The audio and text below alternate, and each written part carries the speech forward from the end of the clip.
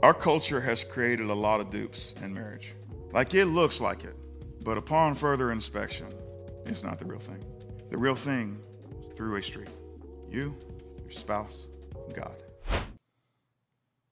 So here's a question we have to ask. Does each spouse want what Jesus wants more than what they want? That's the first question you got to ask. Does each spouse want what Jesus wants more than what they want? Well, now, here's the thing. Now, sometimes this can go both ways, right? There are moments when one spouse or both spouse decide, I just want to be done. This is too much of a headache. I've been miserable for too long, and I just want to be done, right? I just want to be done. I don't even want to start to think about how we put this thing back together. I don't even want to do it. I've tried it too many times, and I don't want to do it. I'm done. I'm done screaming. I'm done arguing, those kind of things. And so there's moments when Jesus would say, I want you to put more hard work into it. I want you to figure this out, which is different than what we want. There's other moments where enormous amounts of abuse is taking place. And I've talked to plenty of ladies, and I know it goes both ways, but I've talked to plenty of ladies that have sat and they're getting abused physically, and they cannot bring themselves to leave. They can't do it. And the question applies to her, sometimes to him, in the same way. Do you want what Jesus wants for you more than what you want for you? So it goes both ways. Whether you stay or should leave, Jesus has an answer. Jesus has an answer for what he desires for you, and that's the foundational question. Do I want what Jesus wants more than what I want? Now, this is important. This is an important question to ask because our wants change. Think about it. Think about it. What we want when we're first married, right? When you go and get your first place together, what do you want? I want to put furniture in it. That's what I want, right? And so we go and we're like making a decision. Are we going to go to Ashley Furniture and get one of them credit cards so we can have like a living room thingamajigger suit set? We're going to just swipe the card. That's what we're thinking, And as you get further along and you get to like grandparent stage, you got like 17 furniture suits that you now accumulated, and you want to hang on to all of them, and your kids are like, get rid of some of this stuff. You got stuff in the attic, you got stuff in storage, you got stuff in the shed, you got stuff in the shed storage, all the things. Your shed's got storage and the shore's got shed. You know what I'm talking about. Y'all got some of them grandparents. You got so much stuff, and so you don't want that stuff like how you wanted to begin with. Think about the vows themselves. When you're rich, you want a whole different set of things. You want to enjoy your time away. You want to get away. You want to have these experiences. When you're poor, you're just looking for a job. You're just making sure you got enough money to get some food on the table. You want different things, and your wants change as the season of life changes. It changes. And so that's why it's really important to say, I always want what Jesus wants more than what I want. Because my wants are going to fluctuate in sickness and in health, richer or poorer, better or worse. My wants will change. And sometimes the magnitude of our wants or the intensity of our wants will manipulate our minds into saying, you know what? Because it's gotten so poorer, worse, I want to be released. And Jesus would say, I want you to be healthy, and I want your marriage to be whole.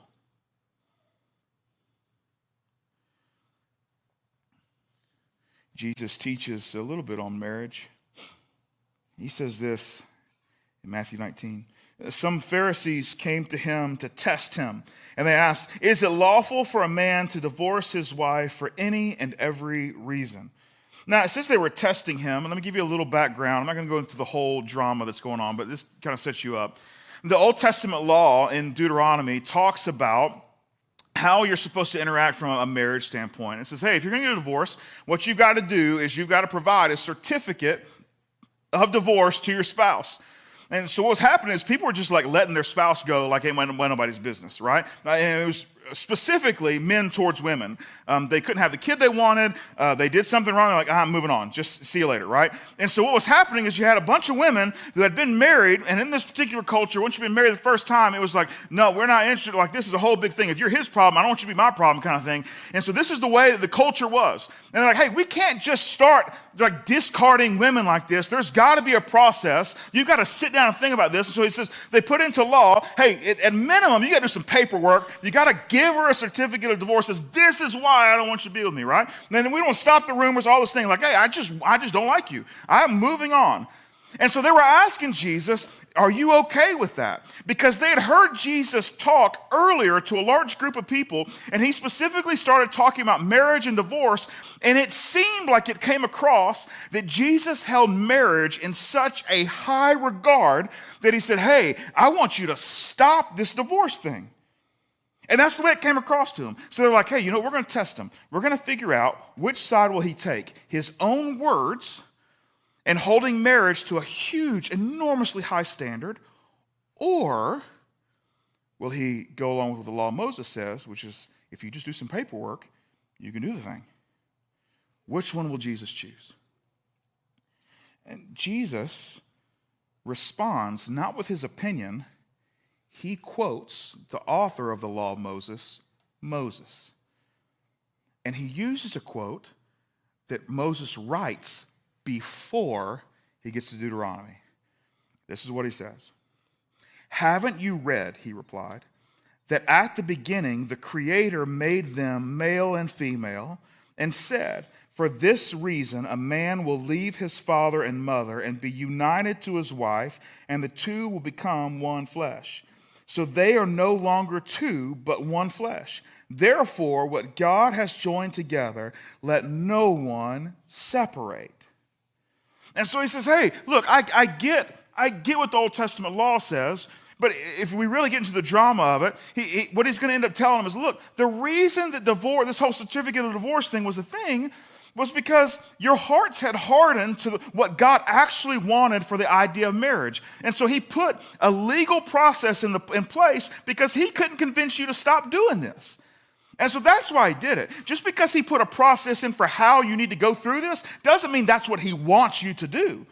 In fact, let's just go back to what he said in the beginning. He just said, they're not two, but one. Therefore, what God has joined together, let no one separate. Now, I want to push time out just for a second. And I want to make sure, because we're going to set us up for something here and for part 2 in just a second. And I want to make sure that there's also a PG sex reference in here, because that's what it means when it says they no longer will be two, but one flesh. Therefore, what God has joined together, let no one separate, right? It's a sexual reference. It's not just a, hey, now they tied like a knot in a marriage ceremony or they lit the unity candle. Like, that's not what we're talking about. It's a, hey, they were now sexually intimate together. They are bonded together. That's the reference. So we're going to time back in. We're going to come back to that in a second. So time back in. When, at the end of the day, what Jesus is trying to say is, hey, this question that you have about marriage and divorce and the whole thing, what we need to do is we need to go back to the original intent of marriage with the Creator himself. And that's what he says. At the beginning, the Creator made them male, female, and then describes what marriage is going to be. In other words, God made marriage. So it's his rules, and he knows best. Now, not too long ago, my daughter, her name's Hadley, she's 10. She started asking me about some, hopefully I get this name right, some Lululemon leggings. Okay? Anybody else Lululemon leggings? Okay. You know what I'm talking about? So, of course, she's my daughter. I was like, yeah, I'll get you some leggings. You know what I'm saying? And then I looked at the leggings. These leggings must be made of gold. I don't know. It's like, hold on a second. What? Are you kidding me? And so I told her, I was like, look, my wife and I talked about, like, hey, look, here's the deal. You are growing like every 60 days you're in a new set of clothes because you just keep growing. So I'm not paying that kind of money, even if it is got gold in it. Like, we're not paying that kind of money just for you to outgrow these things in 60 days and us hand them down to someone else, someone other's kid that we love and care for. Like, hey, we're not doing that, right? We're not going to do that. And her response to it was like, okay, yeah. Yeah, no. Just, I'll take the dupes. And I was like, the dupes? Okay, let's Google dupes. All right? There's not a brand name called dupes. I don't know if you knew this or not. And so I'm asking her, like, hey, what's the dupes? What is this? What are these dupes of which you speak? And it's like, they're leggings. And I was like, great, cool. I don't see any dupes brand on the internet. It's not a brand. They're called dupes. And I was like, that's what I'm looking for. I'm looking for the dupes. She's like, yeah, but they're not called dupes. And I was like, you just said they were called dupes. She said, they are called dupes. And I was like, I don't get. Okay, are you referring to the idea that they're like, kind of like it? She's like, they're dupes. I said, like duplicates? She's like, no, not like duplicates, dupes. I looked up what dupe means. Here it goes. A cheaper version of a pre-existing product. So like, they're knockoffs, right? Yeah.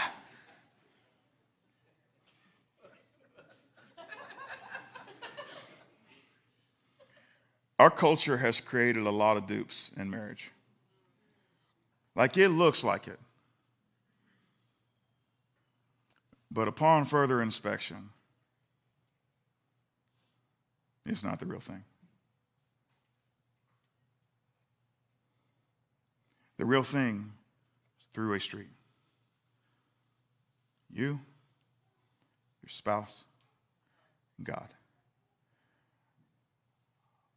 With the question, or in this instance, it's not a question, it's a statement. I want what Jesus wants more than what I want. That's what real Christian marriage is. Three-way street. I want what Jesus wants more than what I want. Anything else that's not that, it's probably a good attempt, but it's not the real thing.